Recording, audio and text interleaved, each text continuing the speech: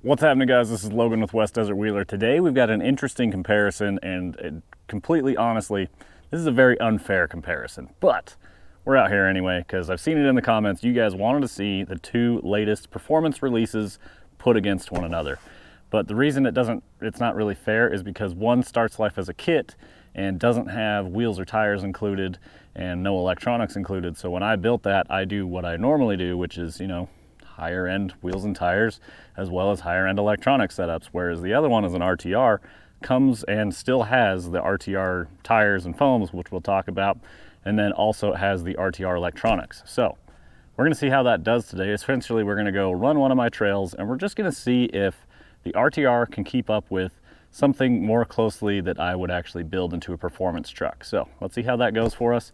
We'll see what money really gets you out here on the rocks. All right, and we've got the bodies off of our trucks. The blue body goes on our Axial 10.3 Coyote. We've done a full review video on this, so if you want to learn everything about the truck, go watch the review. Hopefully you already have, but essentially this has a folded steel chassis here. So this is a C-channel truck is what it's called because the steel is formed like that all the way through. Let's see, 3-link, so we've got a servo up in the chassis. Then this guy is our VRD MULLET. So this guy, flat rail aluminum chassis. This is going to be a lot lighter weight chassis and just totally different overall layout. So where the motor ends up in the transmission, forward and low. This truck is interesting because it has a straight front axle and a portal rear axle. This guy is portal front and rear. So that's something majorly different there. But you can see where the weight of the motor ends up. It sits much higher than this truck does. This thing's whole goal is like performance and competition. This thing's goal is trail truck and durability. So we're gonna see how that goes for us today. We're gonna have some fun. Batteries we're running. I have a 1400 3S pack in this guy, and I've got a 1300 3S pack in this guy. Normally I have batteries that match. I just don't happen to have two that are charged at this moment, but it's okay. We've got the cab only body here, which is going to be attached by body pins. And then we've got the full body here that does the clipless body system. So that's a lot easier to plug in. So that works a lot better for me. As far as wheels and tires are concerned, we got the RTR tires here. These have dual stage foams in them. They are not the same as like aftermarket dual stage foams because typically the inner foam is going to be closed cell, meaning that it doesn't look like foam with all the little holes in it. This one has a soft outer foam and then a firmer inner foam that is open cell. This guy has some fancy stuff from SL3D-RC, which are 3D printed tire inserts. So it's got really soft outer and then it's got a second stage that's more firm and less forgiving. But these really don't fold under the tire under side hill like these can. This does pretty good for an RTR. I actually am very impressed with these, but that's the overall look of the trucks. Let's get them out on the trails. We're going to talk about the differences we see. We're going to go run a few different obstacles with them and just see if this guy can keep up with this guy. This does not need to win. All this needs to do is keep up with this guy and we're ready to go. I'd say that's a major win considering the prices of these vehicles. So I'm going to throw the retail price of everything I've put into this truck minus the things that aren't necessary. Like the beadlock rings add cost, the scale hardware adds cost. I'm not going to include that as far as the retail cost of what this truck costs me to get. And then we've got the RTR. This guy, I added brass knuckles to it. That's it. That's all I did on this thing. So very interested to see how these do. There's also a huge overdrive difference in these trucks. This guy's got 10% from a ring and pinion.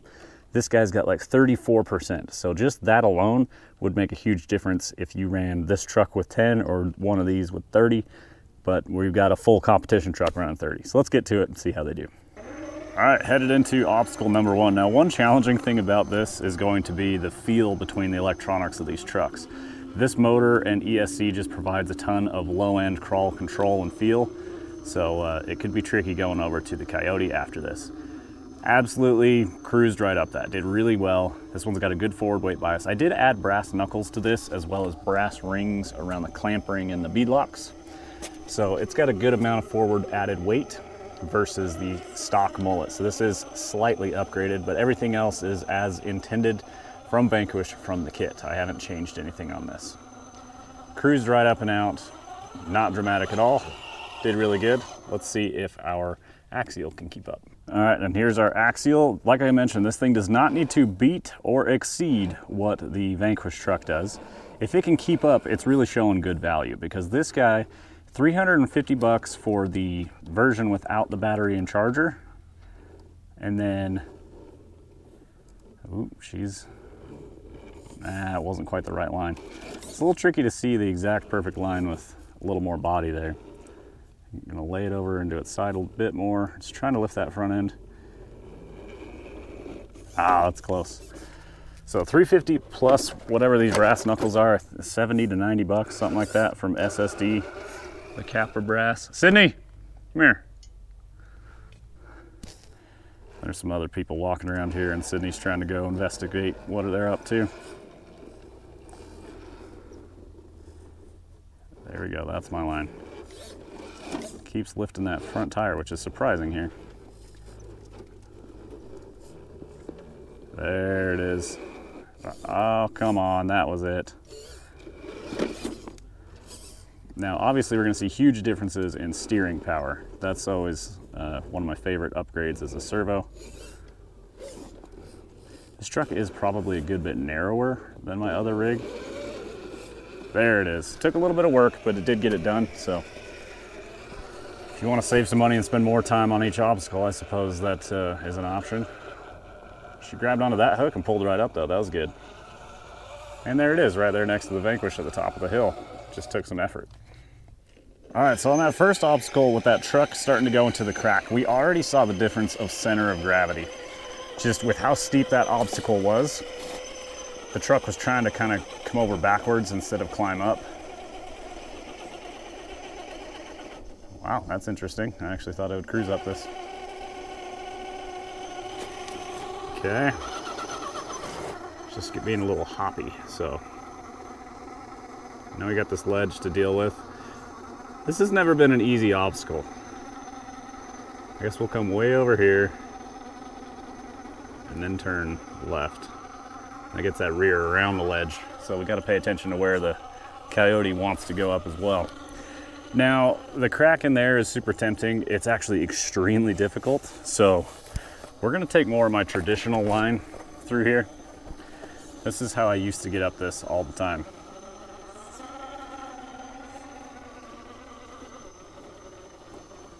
And it almost always requires a bump across this, just because it's so hard for those rears to climb. So what we need to do is get ourselves lined up for a bump, but we need to leave ourselves enough room up top. So we need to get ourselves enough room to line up for a bump so that we have enough room up top of the ledge. So let's try this. There we go. First try, very predictable. Still having to crawl to make our way out the top. So, seems like these tires are wanting for traction a bit there. That's interesting. Let's grab our Coyote and see how she fares. All right, here we go. A real buggy has been crawling here recently and has knocked a bunch of dirt and rocks and dust all over this. So things are a little more slippery than normal. So we're gonna try and go up this corner up here first. I can see the sand on the rocks. I'm not surprised that it's not climbing it, but that front end's trying to wash around. That's a little different effect than we saw with the VRD. So it's just overall, it's a taller truck with a steel chassis, with a servo mounted in the chassis. It's just got a higher center of gravity.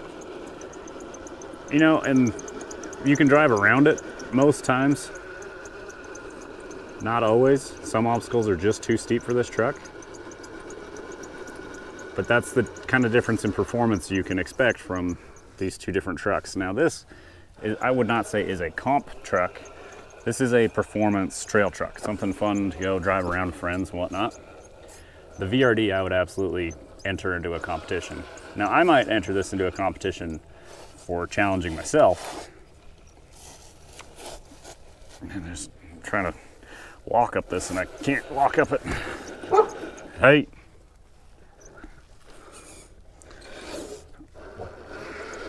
There we go. I'm a little distracted by myself here trying to walk up this.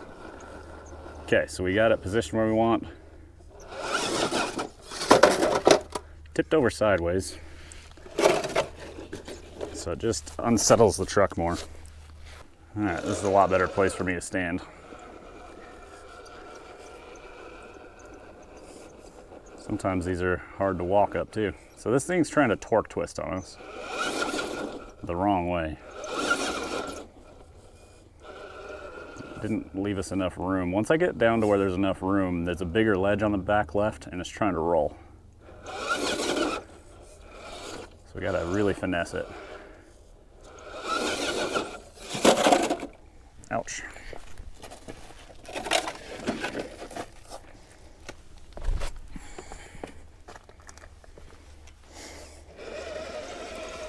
Let's see if there's another way. See if we can crawl up.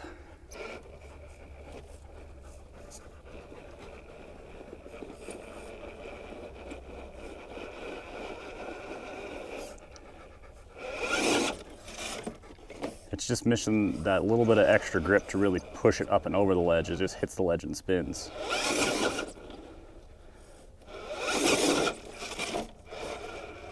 Interesting. I would have guessed it would have done this. It's just that little bit wrong setup.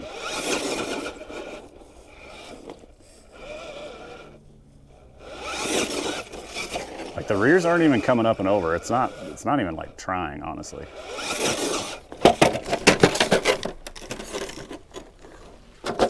Try and stop it from bombing down to the bottom. So yeah, on this one, she might be taking an L. It can't hook that tire up top and hold it. I've seen other rigs do that.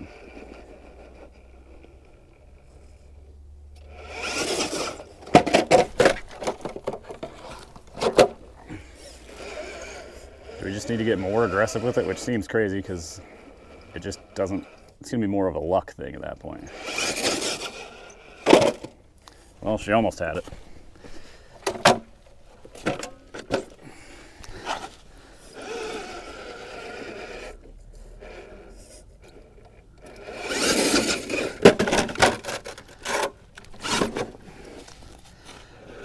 So you guys can definitely see though, like the VRD one-shot this, like it's got it in the bag. The performance is there. This truck is right on the borderline. Oh, no. Like I said, it's gonna take a little bit of luck, which we finally got lucky. Now can she get over the top? We gotta get that rear worked further over and then we can cut right. Oh, it doesn't have the reach to get that front right to grab onto that ledge. And bouncing and bumping it from here seems like a really bad idea. A little bit of momentum worked. Yet again, she's at the top, but it took a lot more work than that VRD. All right guys, so there's really two options here. We'll try the more standard one, which would be this guy. You drive up, get that tire up on that ledge, and let the truck pull itself up. And we'll drive over to the top of it. Okay, and then we're gonna drive our second line option as well. Oh, and we're right on the edge of a cliff, so try not to fall off. And then there's this big steep climb that we're going to go up and turn right. Now this truck made it up to the upper ledge to turn right. Pulled itself right up and through again. Really, really good stuff there. Made it look easy. Let's try our Coyote. So what would be some cost-effective ways to make this Coyote more close to the performance of that mullet from Vanquish here? Wheels, inserts, and tires could definitely do it. These tires and inserts are pretty decent for an RTR. I do like them. That's why I haven't changed them. Another way would be finding ways to lighten the chassis. I mean, even a chassis swap to something like a Rock Pirate's Interceptor could definitely help. It's just gonna shed a bunch of weight off the top. Well, she didn't want to climb that ledge, but it did climb it. So I guess that's a start. I'll give it like a half a credit there. The other affordable option would be to add more overdrive, but that's not going to defeat the weight issue way up in the air. So I suppose more forward low weight would help a lot. Yeah, it doesn't want to stay planted to turn right through this. It's trying to backflip on us at the top of a cliff, which is not good. So let's see if we can turn a little sooner.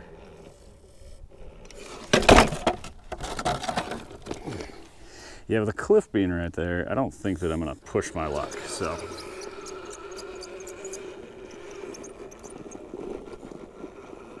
Okay, I did a little better on that one the second time. Different position for the rear tires helped out. Pretty good effort, I'll give it that. All right, this one has been really tricky, so I don't even know if the mullet will get this. We're gonna find out. Had to work our bumper through there.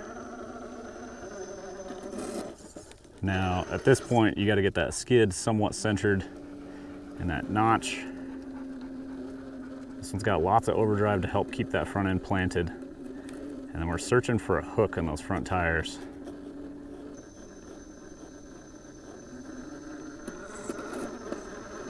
It had it for a second.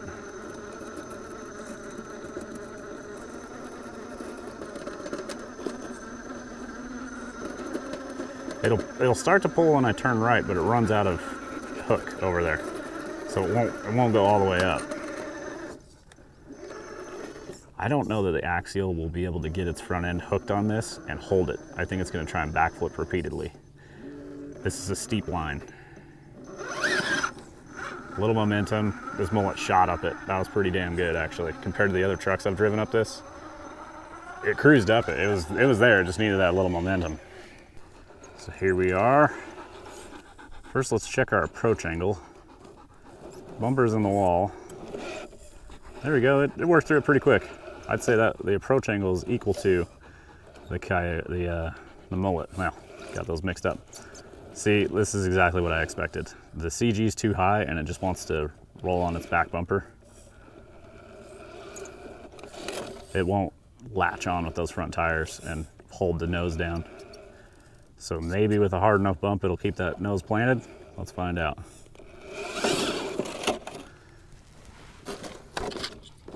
Yet again, I think we're finding ourselves with a lucky bounce proposition. Maybe we'll get lucky. Maybe it'll pull up it. I really want to get that front end settled more.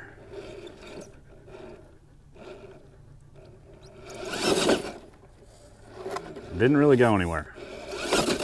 Didn't really want to climb.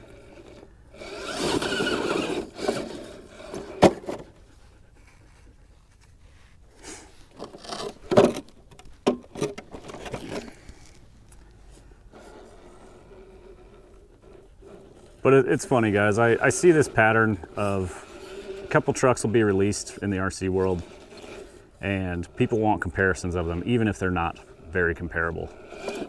Now, if my memory serves, it was like the Ascent Fusion came out around the same time as the Optic. And people wanted to know like a comparison between those two. And like, to me, that's just, they're not really comparable trucks. These are still not very comparable trucks. It's a comp truck versus a trail truck, essentially. But this one makes more sense as far as where your money is spent. Okay, we'll try the far right line. Okay, I guess just a little bit smaller ledge. She held on pretty good. That wasn't terrible, but it's not the same obstacle, so it made it further up the trail. It just didn't do the same thing to get there. So it's got to earn it by getting up this next ledge. All right, but so far, I know that whoever was driving the Coyote would be having fun if I had my mullet out there. So that's a huge proposition there. You'd be out on the trails having a good time. This obstacle's funny because the first time I ever did it, I drove down it with my 1.9 Wraith. And then I had got to the bottom, so I parked my truck at the top of the hill up here. And I was like, how do I get to the bottom? I'm just gonna drive my RC. So I kind of found a trail on the way down, made it all the way down, and I was like, what's that like to drive up it? And so I turned around and followed my footsteps back. And that's where this trail came from. It's just a way to get from the bottom where we started up to the top where I had parked my truck previously. Now you can see that truck pivoting back and forth there. This is a steep climb, it's off camber. And if you don't grab your truck, it'll just keep going to the bottom. I was paying attention to where I was walking more than driving here. On my front diff coming through there, so let's see if that portal rear axle gives us the added clearance. It sure did. The mullet coming through to party. Up and out. This thing is really just kind of a point and shoot truck. It's really good. I like this truck a lot. I just thought of something that would really help this truck's performance. Out of the box, these are very narrow. So adding a little width to it would make it a lot more stable on side hills. I give this truck about a 20% chance of crawling up this. Yeah, already it's looking sketchy. That front left's in the air. This is one where it probably won't keep up with that mullet. And I don't know if I've driven an RTR up this. This is a tricky obstacle. It's very fun. It runs out just before that right rear hits. And if that right rear gets more into the rock sooner, it'll level out the truck. So let's see if we can try that.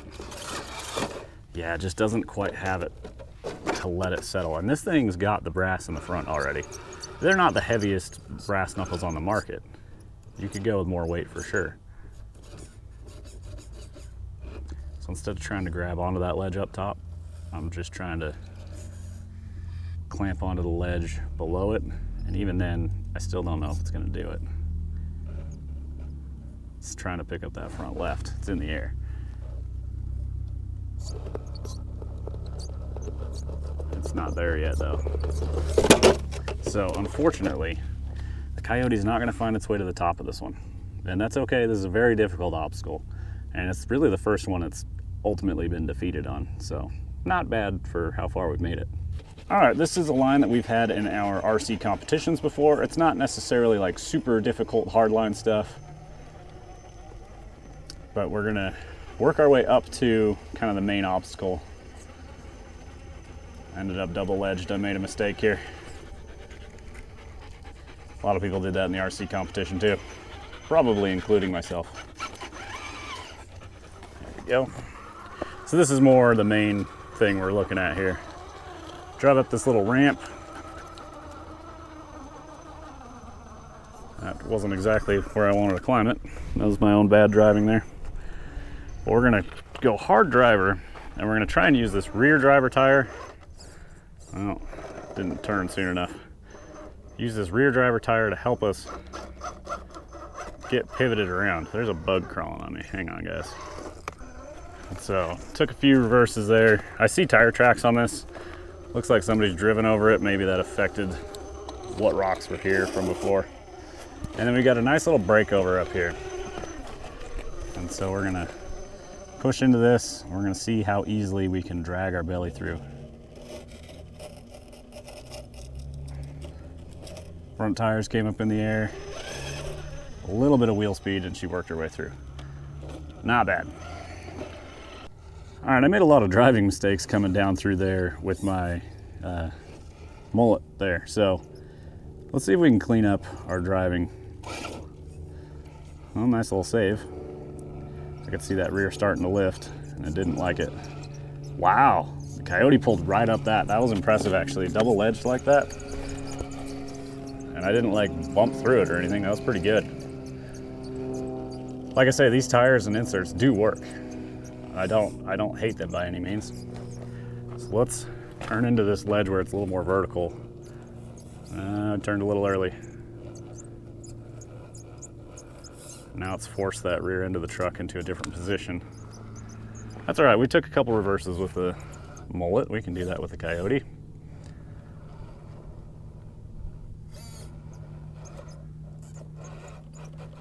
That's what I needed earlier. That left rear not wanting to climb helps force those tires to pivot around and steer through that obstacle. So now let's check our breakover with this truck. So if you get on things that are less vertical challenges and more just technical high clearance needed, the Coyote really will do pretty well. So portal in the front didn't let those front tires come off the ground. This thing has more belly clearance, so which also means the truck sits higher, is ultimately really what that showed. But it made it look pretty good.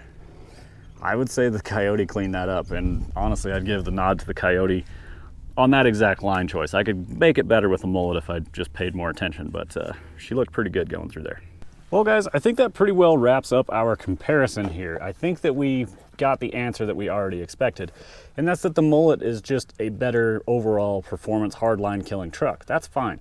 This guy did extremely well though. I really do like this truck from Axial. It's a great release. It's certainly worth looking into. If you're more budget constrained and can only pick one of these two, obviously this is probably your choice. That way you can upgrade the other things to go along with it.